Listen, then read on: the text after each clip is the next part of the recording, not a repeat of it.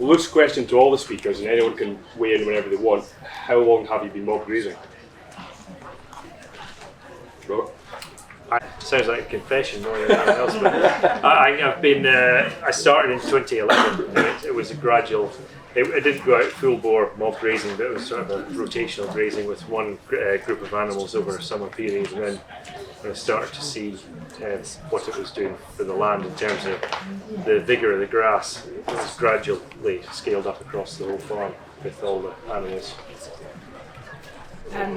Dad, so I work with my dad, and I've been on the farm about 5 years, but Dad started kind of 2010 is when he first started out wintering the cows, and then 2013 is when he started moving them daily, so I guess that's when he started mob grazing, and then since I've joined we've started looking at longer rest periods.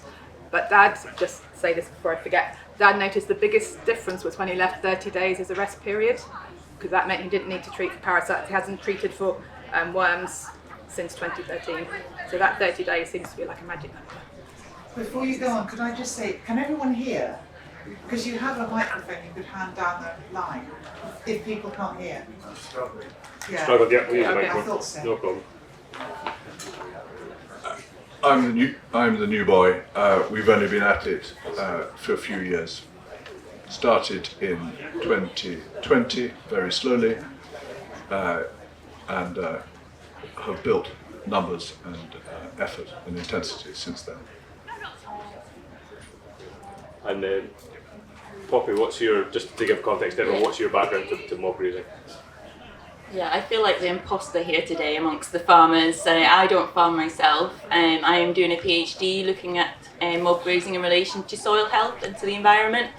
And I'm also, my role is with SAC Consulting as a sheep and grassing specialist.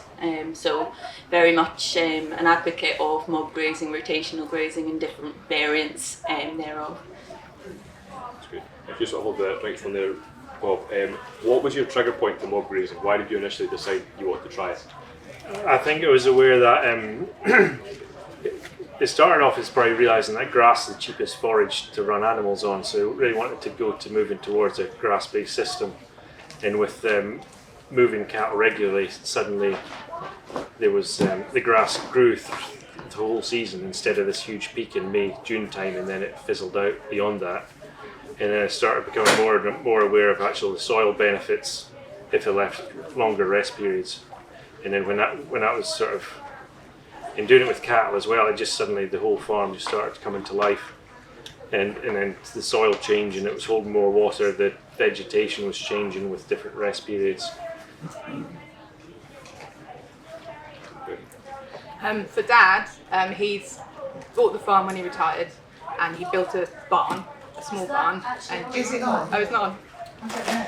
I think you're all speaking louder in it. I think just hold it really close to your face. Can you hear that on? That better, yeah. Yeah. So Dad retired, bought the farm, built a barn, realised quite quickly that the barn wasn't going to match the size of herd that he wanted. So he started out wintering, which in southwest Scotland was quite unusual. So he started out wintering in 2011, and then 2013 is when he started doing the mob grazing, and that was because he realised he could get more utilisation from the grass, especially over winter, by dividing the paddocks up. And so he started with daily moves, and he quite quickly moved, I think, to 2 or 3 moves a day, especially in winter, because as you know, if you're livestock farmers, cows will trample the grass really quickly and they won't then want to touch it. But if they have 2 or 3 fresh breaks a day, you get much better utilisation and the cows are happier. So that's especially in winter, that's worked for us. I came to it, as I said, a bit later than everybody. I'm principally and primarily an arable farmer. And in 2016, I was doing one of my periodic reorganizations of the business and measured soil organic matter across a couple of thousand acres. I found old soil analysis at the back of the filing cabinet from 1993, which was about 2% higher in soil organic matter than it was in 2016, which is not a trajectory that I was very happy with. And at the time, there was the cherries had initiated groundswell, the gay bride was beginning to be widely heard. Doug Christie was, for the first time ever, admitting how successful his farming was.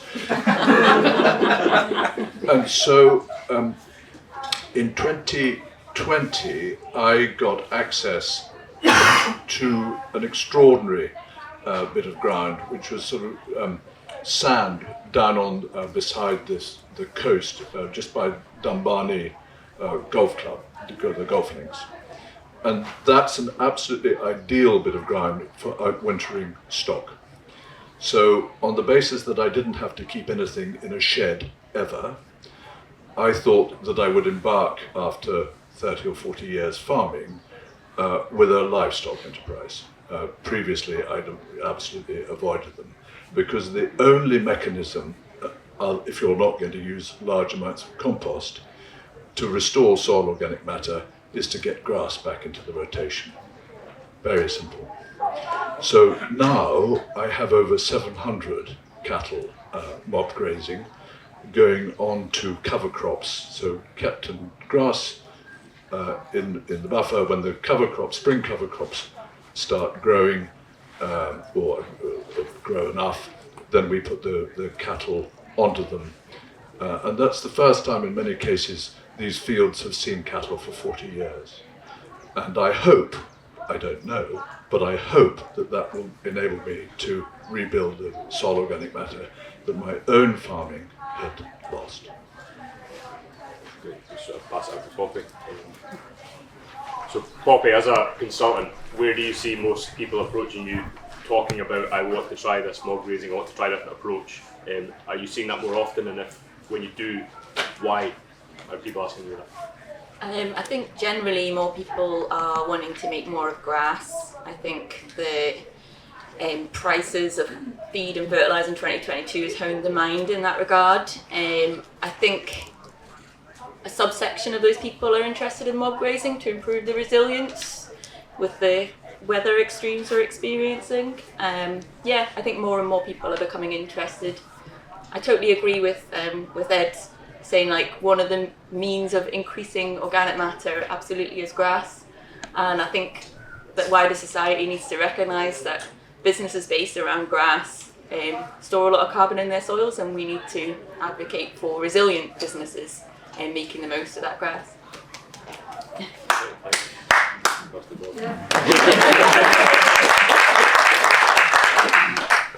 So Bob, talking about your own system here, your mob sizes, stocking densities, time between shifts, what are you doing technically?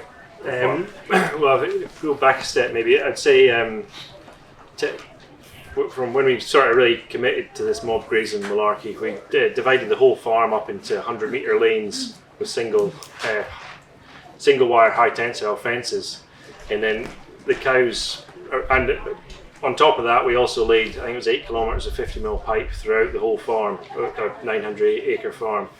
So that gave us portable water and basically portable fences, or semi-permanent infrastructure that we every day, or every group is moved with these temporary electric fences which join up the high tensile wires like the rungs on a ladder, so the cattle are constantly on the march as basically a big herd of cattle would be in nature, building soil and moving all the time. But the herd sizes, they go up to about 150 cows and calves. It's the biggest at the moment, with a portable water trough, and they're moved every day, usually in 24-hour breaks, and usually back fenced as they go, provided the water allows it. So the farm straddles basically a valley, so the whole, I can get portable water to about 90% or 80% of the land. There's some areas that they're not as well watered, and the cattle walk back to water for a day or so. But and that is just, that in itself's grown a huge amount more grass. I have experimented with moving cattle 3 times a day to try and reset tall grass, maybe at this time of year, but I feel we lose a lot of animal performance doing that, and it's at a time of year when the cattle need to be growing the most, whether that's young stock or whether that's cows and calves. You're wanting them to cycle and nurse a calf and get back in calf. The last thing you want to do is be feeding them poorer grade forage.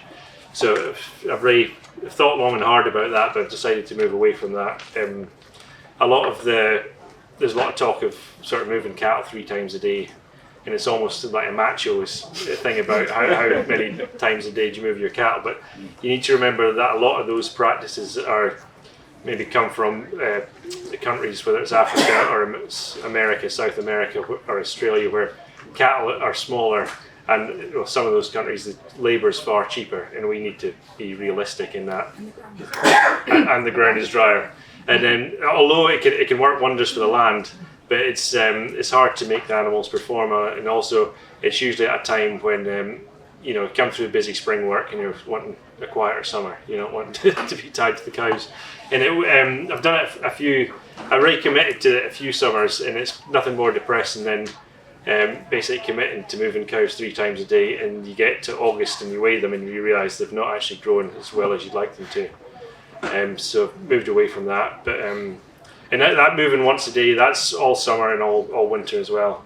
So at this time of year, there's 3 groups of cows on the farm. I'd like less than that, but the problem is I've started a pedigree cattle enterprise as well, and they need specific bulls going to them. So because of that, I've got an extra mob. But generally, the less groups of cattle you can have, the easier this becomes, and the more in tune you are with that group and their requirements. The more groups you have, the kind of you're suddenly running between various groups, trying to keep everyone happy, and it's not quite. You don't quite. It becomes a bit more complicated then. Yeah, and sort of just to key on what you said on performance. When you say performance, you're talking in this. Is this in cows going back in calf, or is this really like a gain of both, but especially in young stock. And what is performance to you? What performance are you aiming for in your system? Well, growth in young stock, we need definitely about over 1 kilo a day over the summer. So I was historically been finishing cattle and doing that off grass, but I've actually tried to simplify the whole thing. So I have less age groups of cattle on the farm. So now we have the majority of the cattle are the breeding cows, and I'm trying to move to a system of selling a lot of calves at weaning time, or selling them about 6 months old, and that's just simplifying it a bit. But performance-wise, for yearlings, I'd want them to be doing a kilo a day over the summer, and calving cows, I'd like to try and get sort of 90% of them in calf in the 6-week period. So you can't ask, it'd be very easy to ask for too much out of these animals, and we need to be realistic. And also, I don't know if I said, but some of these countries practicing mob grazing with these big shifts, they're a far smaller animal as well. Maybe it could be a 300 kilo mature weight cow, whereas this country, there's no market for that size of animal, where if you're selling to abattoirs. So we need to adjust that to British setting. So your grazing planning will be dependent entirely on how you winter your animals. So how you do that, whether it's in a barn or whether you have a nice hill where you can put the cows on, or with us it's quite silty fields, we're moving them around. Everyone's farm is different, everyone's going to approach it differently. There's no right way.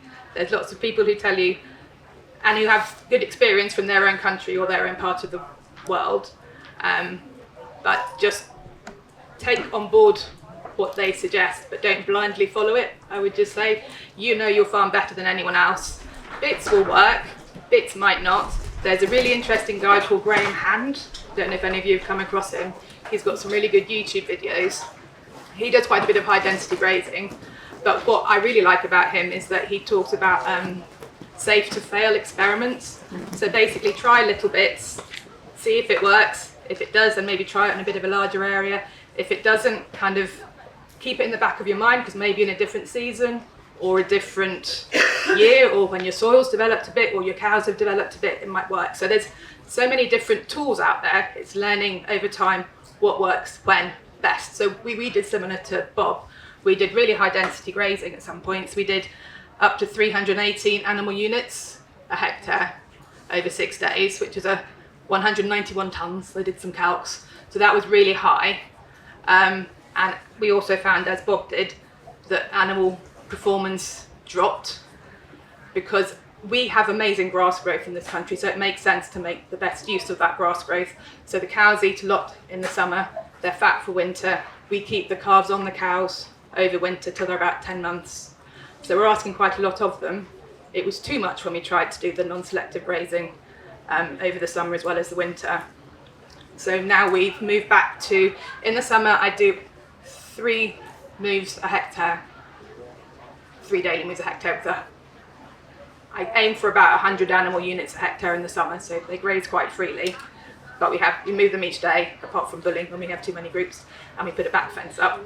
And then in the winter, I tend to average at 117 tonnes per hectare. So basically that's also 3 days grazing per hectare, which will be 2 days a hectare when it's really wet, and it'll be 4 days a hectare when it's drier. So I also find being quite adaptable is important, because you want to make the best use of your forage. And I will just note, when I first started taking over the grazing, I used the sword stick to measure how much grass and nutrition was available for the cows, how much forage, because I didn't want to underfeed them. And so that told me I could get, so 53 animal units over 2 days in a hectare. So two days grazing for 53 animal units in 1 hectare.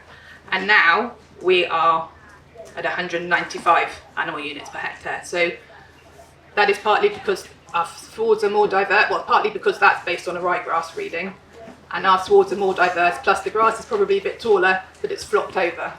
So I'd say the sward stick's a really brilliant place to start, and then notice how the cows are reacting to the amount of food you're giving them, and you can adjust to suit that. I think does that answer the question?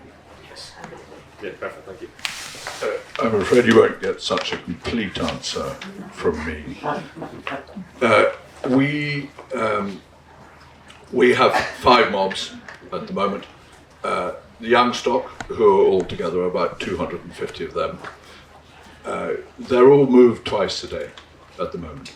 Young stock, 250 of them, and then the girls, they're on their own, and the boys, they're on their own, for obvious reasons. And it only really becomes obvious when you see how much less activity there is when they're separated. So that was the boys and the girls, they're in groups of about 150.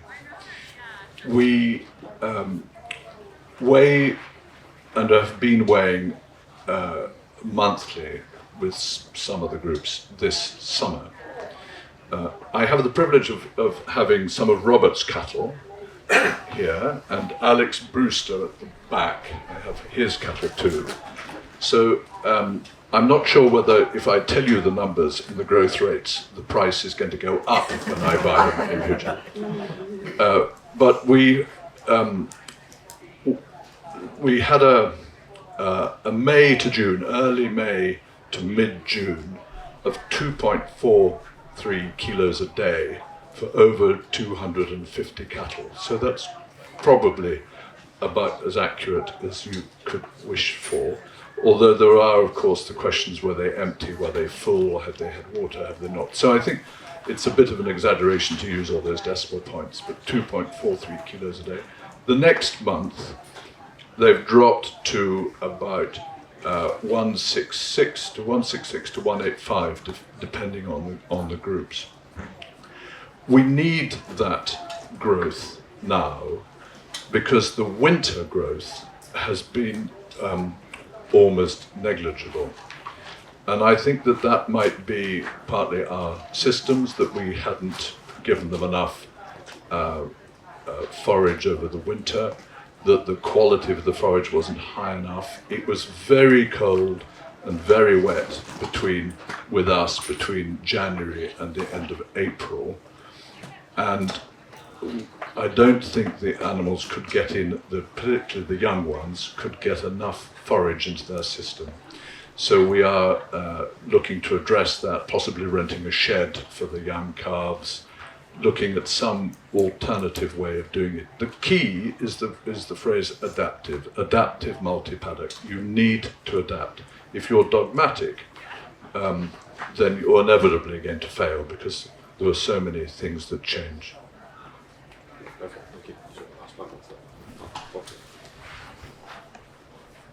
So, Poppy, what kind of things when people are adopting mob grazing are you advising they look at in terms of gauging their performance on farm?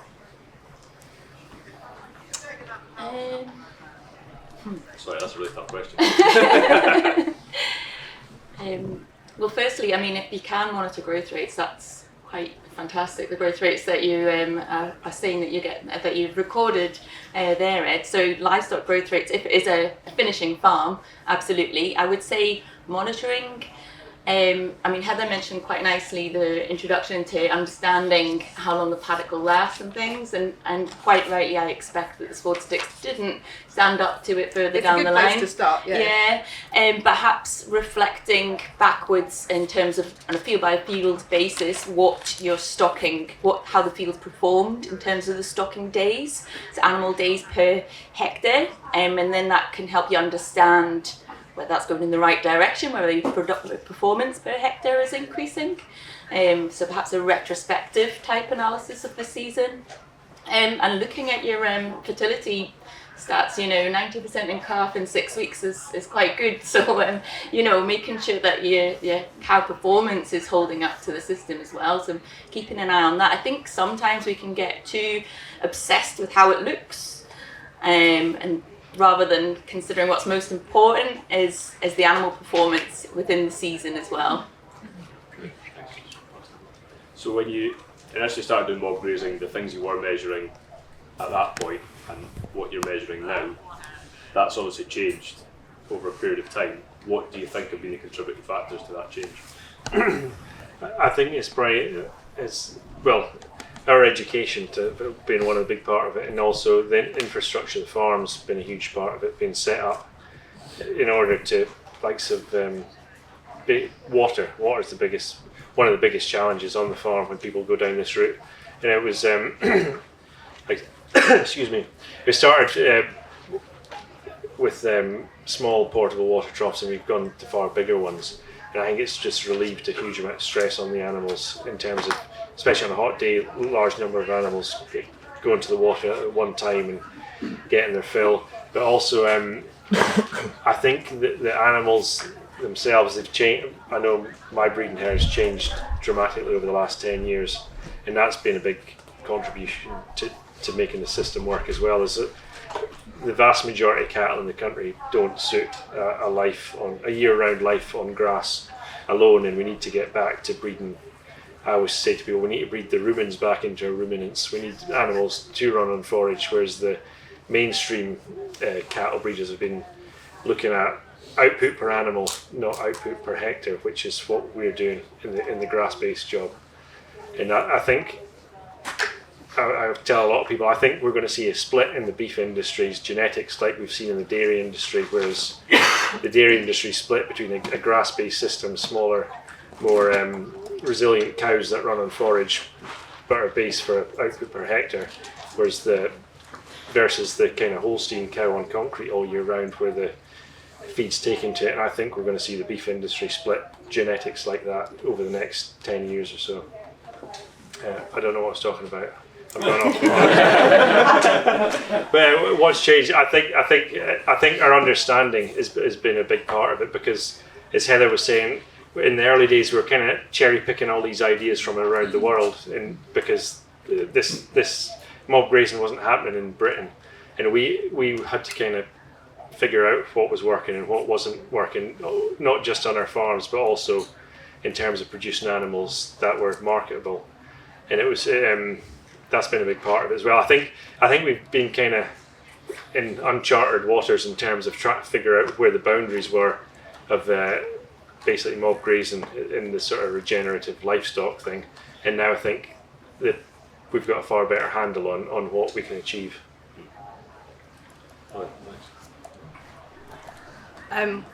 What's changed I think is confidence, self-confidence, understanding the land a bit better, understanding the cows, and having confidence to do what's best for your farm and your animals.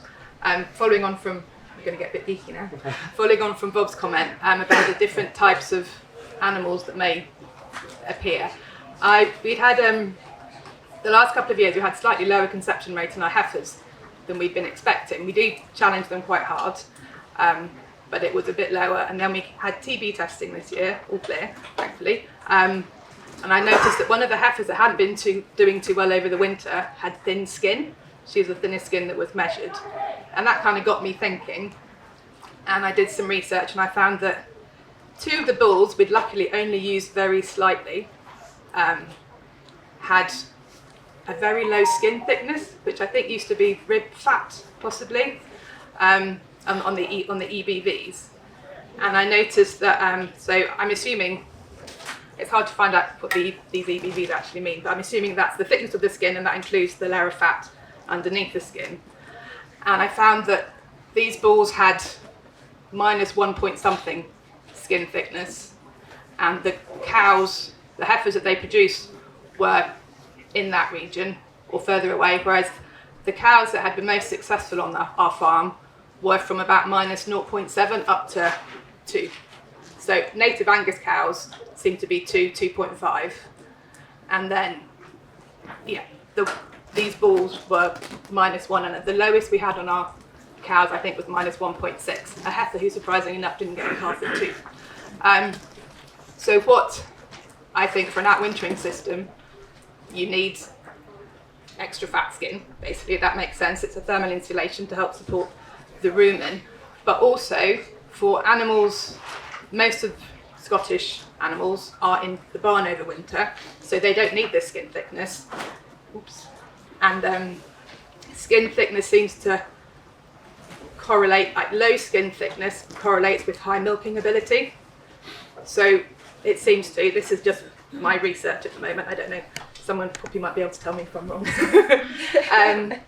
But it seems to be, so it makes sense that if you're housing cows over winter, then a cow with thin skin that milks really well is perfect for your system.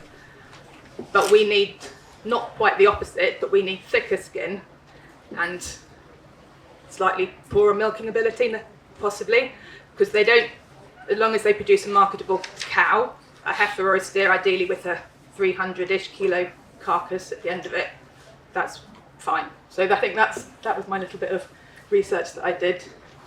And generally, yeah, just learning it as you go along, getting confident. The cows will tell you what you need to know. Outwintering is our biggest challenge, stocking rate wise, just because we have this silty soil. Yeah, and then everything in the pasture is there doing a job. They're all working together. They're there for a reason. You might not like them appearing necessarily, looking at yew thistles. Not that I'm seeing any here, lots of plantain. But yeah, they are the experts, and we're just helping them, getting out of their way, letting them do what they do. And we are the predator when it comes to the cows. So yeah, that's our function in the system. It just occurred to me the great principle, know your audience. So can I have a show of hands, please, all those people who are already mob grazing? Yeah, quite a lot. Is that computational? Yes. Yeah. I mean, you know, the semantics can be a bit clever. Because anybody who's thinking of trying it, the barriers to entry are coming down. When I first embarked on this, finding a stockman who thought that it was something that would work was unusual. I was lucky that I started off with Doug Christie's son, Donald, fresh out of Harper Adams, so he knew it would work.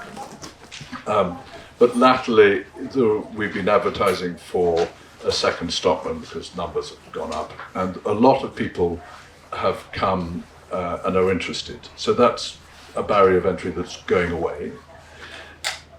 The water, which Robert mentioned, I mean, I did price it. It's about £300 to £400 an acre to put in the infrastructure we found.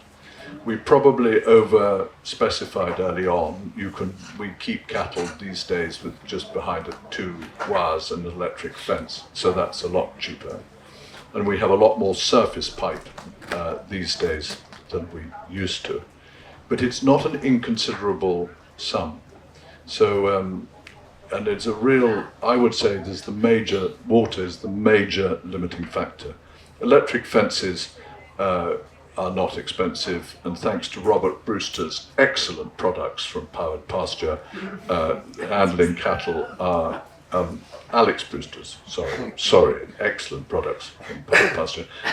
That's not a problem either, but the business of water is a major limitation. Yeah, brilliant, thank you. Back to the topic. In your experience, do you also see that? Do you see that those limitations are maybe making some people not want to take up mob grazing? Can they not see the potential benefits? Yeah, I mean, water is the key one, always. And I think it depends on where your starting place is. I think for those farms that are maybe feeding a lot more concentrates and are starting from a place of higher input, I think investing in the infrastructure will pay for that, will pay for that cost savings. And often when I've done analysis on more standard rotational grazing farms, any investment in infrastructure is paid for itself within 2 years through that change from a set stocked farm to a rotationally grazed farm. So it is one of the barriers, but it's also one of the ones that leads to greater return. So this is a more sort of general question, just before I pass over the questions to the audience. Are you carrying more stock and growing more grass since you started mob grazing? Definitely, 100%. Yep, and a lot of that is a huge part of what mob grazing and this infrastructure put in has allowed us to do is basically outwinter cattle on stockpile grass into about March time before I start feeding much in the way of silage, which is that's a huge advantage for any farm to get cows are great and everything, but it's keeping them through the winter and keeping the cost down is the biggest challenge for a sort of cow. I feel we've kind of this mob grazing's allowed us to outwinter cows cheaply. And yes, without a doubt, there's far more grass, and especially when we had a lot of sheep on the farm, the sheep basically went anywhere they wanted in big blocks to the farm over the winter time. And actually, when you start understanding grass physiology and what it needs in terms of needs to get shut up and basically to grow a bit of solar panel to replenish the roots, and giving a bit of rest, it just breathes so much life into the farm, and the grass jumps out the ground. Not all the time, especially not this summer, but you do see the grass growth behind you throughout the year. So I've got some figures. So I joined the farm about 5 years ago, and at that same time Dad took in hand a few extra fields. So the land increased by 25% that we were grazing over winter, but our animal units, it only matters over winter because that's when grass is tight. We have more grass than we need in the summer. So we went from 53.5 animal units outwintered, that half's obviously important, and the bulls are inside, to then outwintering everything the next year. And last winter we had 78 animal units outwintered. So a 45% increase in animal units, but with a 25% increase in land. And then also, because our cow size reduced, when I first got there, the cow size was 700 kilos on average. It's now 600 kilos. So you're gaining one extra cow for every 6 carried. So we have more heifers and steers. More steers generally than heifers, unfortunately. So that's worked for us. And there was something else I was going to say. But yeah, it has helped. And maybe I'll remember what else I was going to say afterwards. Question is just more grass and more cattle. Yes, and more grass. I think because we have some woodland, it's quite dense conifer woodland. It was pheasant hunting area or pheasant growing area. I think we could very easily outwinter the animals. Not very easily, it needs to be some management, but if we were able to use those as barns, we could double our stocking rate potentially. We'd have enough grass in the summer to cope with double our stocking rate. It's the winter that is the snap point for us because we are on this wetter ground.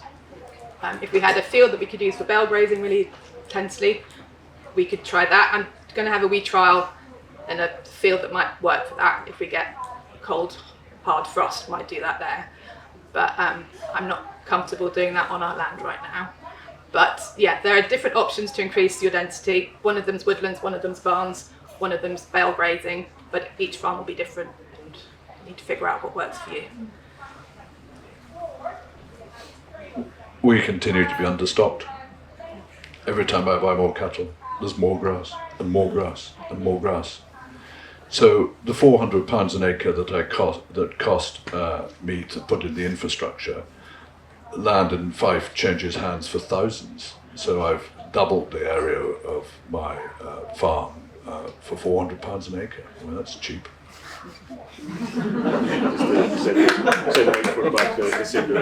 Just to say, what do you think is the upper limit for mob grazing, growing grass and stocking cattle? Do you see it slowing down? Like if you were, say, for example, you were stocking 50 cattle and now you're stocking 60. Just as an example, what do you see as the upper threshold for that, and what is the limitation of that? Is it the weather, or is it our ability to assess our systems, or is it? Do you understand my question? Sorry. You don't want me to put a figure on the upper limit. You want me to kind of describe whether there is an upper limit kind of thing. Yeah, there will be in terms of what land can produce. Absolutely, it doesn't continually going up exponentially. But it's interesting to hear most people I talk to think they're understocked and there's more opportunity. But you'll get there. It's just you're doing it sustainably, right? You don't want genetics that don't suit your system as well. It's not as easy as just bringing in any old animals, is it? Yeah. Does that answer that? I don't know. I don't know, it was a really rubbish question, I'm sorry. So we'll put it over to the audience if anyone has any questions they'd like to ask of our panellists. You're seeing a lot of planting throughout the farm now that I never used to see yarrow. And I think the longer the rest period, the more diversity you get. This year I've noticed there's a huge amount of hogweed, common hogweed coming into the fields off of fence lines and things, which I'm quite excited about because, you know, in some people's eyes it's a weed, but to me it's good cow forage. So definitely diversity. And any reseeding going on? A small amount of reseeding, but not where these sort of indigenous herbs are coming. It isn't in Natural. Isn't in land that's been recently reseeded. The land that Dad took back in hand was run by two different farmers. One was dairy, so lots of fertiliser. One was beef and sheep over winter, so stripped of nutrition. So it's really, really interesting to compare how those two have developed. So the one was mostly ryegrass, and we are slowly seeing some diversity in it. We don't tend to outwinter too much or too hard on, like they don't get outwintered at the wettest part of the year just because they're closer to the barn, so we tend to use them nearer calving. But they are slowly getting more diverse. And then we have these amazing wildflower fields from the gentleman who strip grazed the fields, basically, stripped all the nutrition off, and we're slowly seeing more grass in those fields. And and then where Dad's been out wintering for many years, it's a very diverse forage. And the fields that are more diverse seem to come up earlier in the spring and last longer into the winter. We're also seeing, we only have ryegrass left in one area of, much ryegrass left, we have bits everywhere, but 1 hectare is pretty still densely ryegrass, and that's a field that's quite wet, so we don't tend to graze it in the winter. It only gets grazed in the summer and only once or twice. It's a bit of an awkward bit to get to, but ryegrass has survived there, but everywhere else we're seeing other grasses come up, and we saw a lot of Yorkshire fog, but we're now seeing more timothy and more meadow foxtail, so different succession of grasses coming through.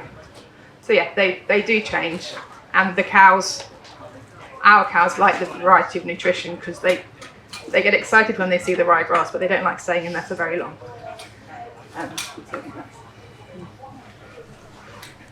As I said, I'm fairly new to the game. We had a lot of old grass with,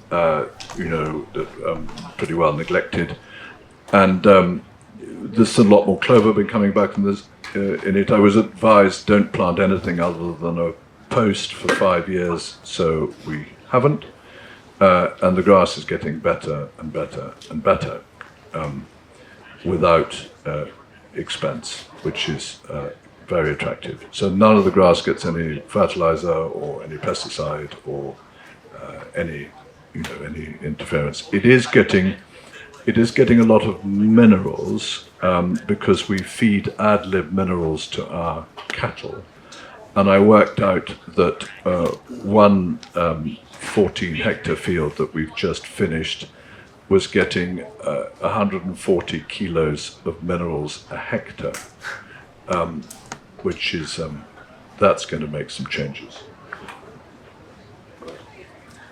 I'll also say we've seen more red clover. Red clover seems to have needs a longer rest period to set seed and to flower. So we've seen more red clover, also seeing more tree fall and more vetches into the fields, and the hogweed.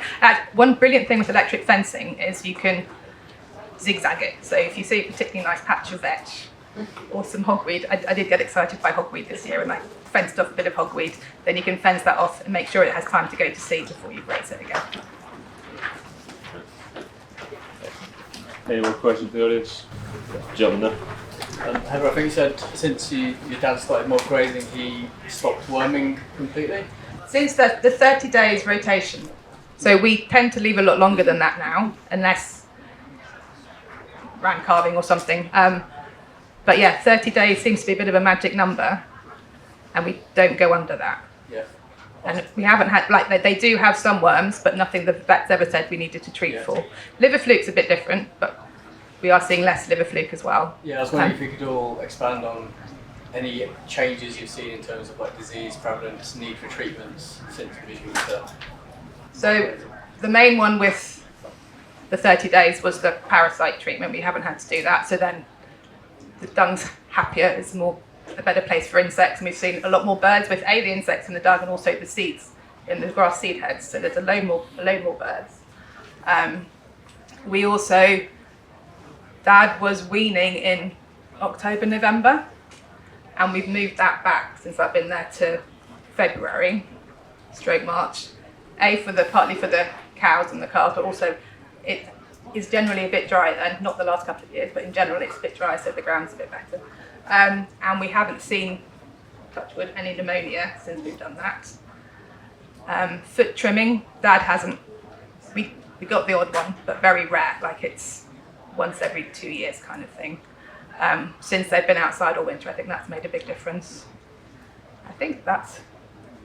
We do vaccinate for BVD and lepto. We have farms next door who hurdle jumping cattle occasionally.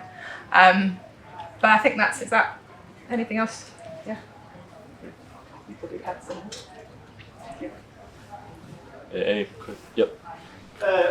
I'm interested about calving dates, because if you've got a June-born calf, you're trying to finish it 30 months at Christmas. So are you guys working your systems so that you're trying to finish maybe in the spring when you've got a better grass flush and you're getting better growth rates? And I've sort of moved away from finishing a bit, but it's I'm not too worried about a June-born calf. It's maybe prefer it born in May, but I always find it's not going to. I always find my system. I can't get. Some people are aiming to get basically to winter the calf in the one winter and get it away finished. But on my system, I can't do that. But I do find these older 2-year-old animals, they can pack on a hell of a weight on grass in sort of May, June time.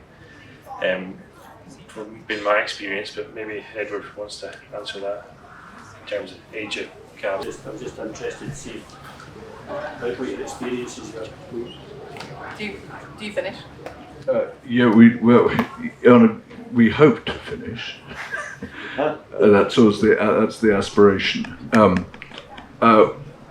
We weighed a sort of mob the other day that averaged 585 kilos, and some of them were not. Quite a lot of them were not yet fat. Some tailhead fat coming in.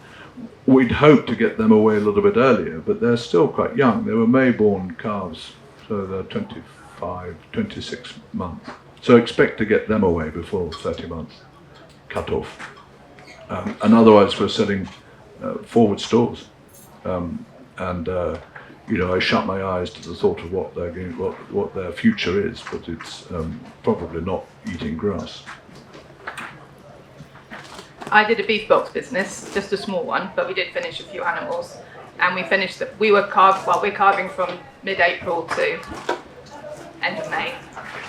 We had one born at the end of May. That was the last calf by 2 weeks. Most of them are born in that first cycle, the vast majority. And we finished them comfortably within 30 months. I'd rather, because it's my beef, and I want the best beef, I'd rather leave them graze for 2 or 3 months on the freshest grass, the summer grass.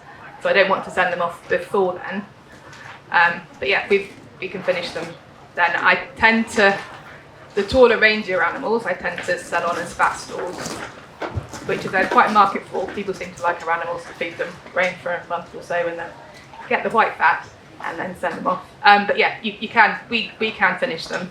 It's getting the right genetics, I think, and the right shape.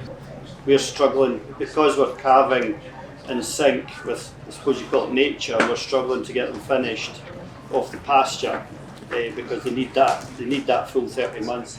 I have found that the difficult bit for calves is kind of early spring.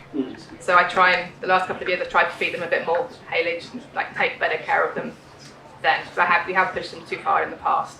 And if they get that kind of bounce, then they just start taking off. So, different. Herefords look at grass and put on weight, just saying.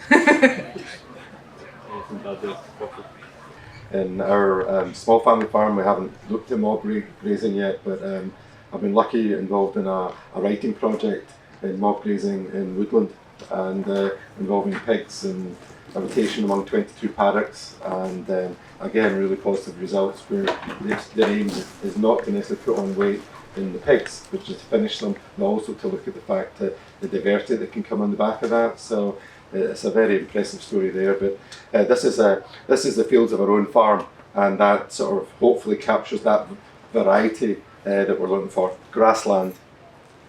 There are no flat fields here. Each slope rises and tilts beyond the limits of hedge and dike. From the high mows where granite muscles through stretched soil, the leafy ryegrass withers first in the sun. Waves of timothy dip and fall to marshy hollows sprouting reed and sedge. Lost between contours, tussocks of cocksfoot and clover, yellow clusters of ragwort. At the edges sit nettle and whin. Across fresh acres the eager-mouthed herd pull on new blades of meadow fescue, leave cloven rain cups radiating from gateways, the fingerprints of pasture. Thank you.